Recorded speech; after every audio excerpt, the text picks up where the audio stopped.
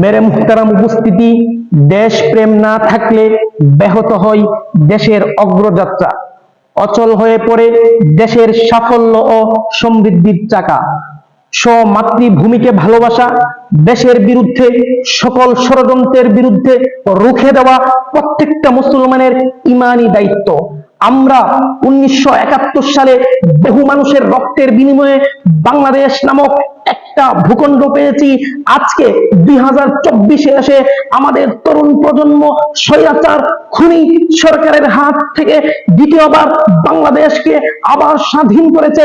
সেই পরাজিত শক্তিরা আজকে আবার বাংলাদেশকে নিয়ে তারা ষড়যন্ত্রে লিপ্ত রয়েছে। আমি তাদেরকে সময়ের সাহসী উচ্চারণ করতে চাই, বাংলাদেশ সম্প্রীতির বাংলাদেশ।